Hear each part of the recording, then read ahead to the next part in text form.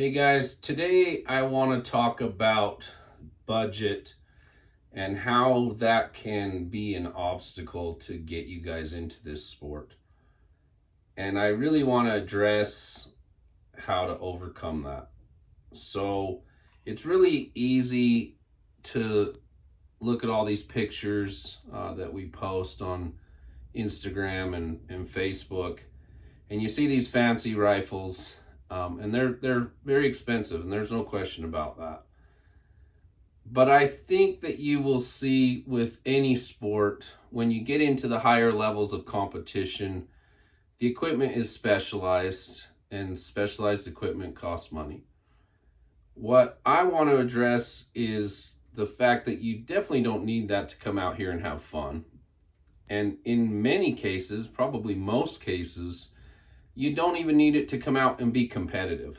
So I figured I would kind of go through this rifle here.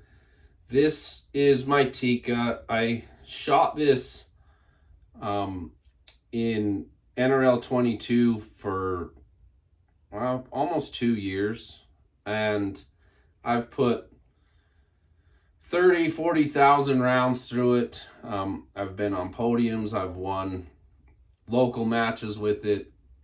I've placed in national level matches with it in this current configuration.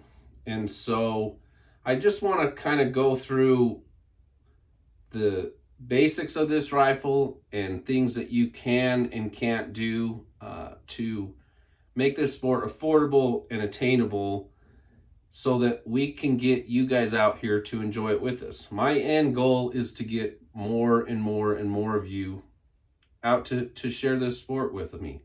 I love it, and I just want all of you to experience it. So this rifle started as just a stock Tikka T1X, and I can't recall, they're $400 or $500. And it's good enough in that configuration to shoot, to come out and have fun. It has a not the best stock on the planet, but it has a really good trigger, and they shoot great. So a couple of things that I've added along the way. Obviously, this is sitting in a chassis. This is an Oryx chassis, and it's also affordable in the chassis world. I don't recall the cost, $300 or $400 or something like that. Optics, this is a Vortex Viper, but there's other cheaper Vortex optics out there too. You could start with the Diamondback, and there's plenty of other brands out there too that have really inexpensive, affordable optics that do great. A couple of things that I've done along the way, and you can choose as you get into the sport how much you want to go. I've upgraded the trigger. This has a Timney 2-stage trigger in it. I love it. It's really nice, but I don't need it to shoot. It's just an added upgrade. I added the Stirk knob. That's a comfort level thing. The chassis, I also added the Arca rail, just for interfacing with my particular bipods. This is suppressed. It has the OSS Rad 22 can on it. And you can upgrade these things as you progress in the sport, and none of those are giving me more points. The fundamentals and the practice are where you earn your points.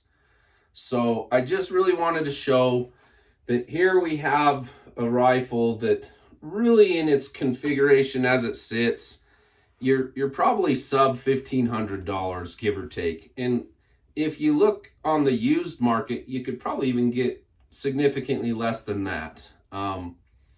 So it still is an expense, I know that, but it's not the $4,000 and $5,000 and $10,000 that you see on some of these really tricked out high-end custom rifles. So bring what you have and start with that. Slowly upgrade it along the way, or if you have the means and methods, then go all in. But you can come out and you can compete and have fun with a relatively inexpensive rifle, and I think that you should try it. And if you don't have a rifle to start, this is available for you. Anytime you want to come and shoot a match with me, I will get you in, I will get you everything you need, and just introduce you to the sport. So I hope I see you guys out there at the match, and if there's any questions I can answer, hit me up.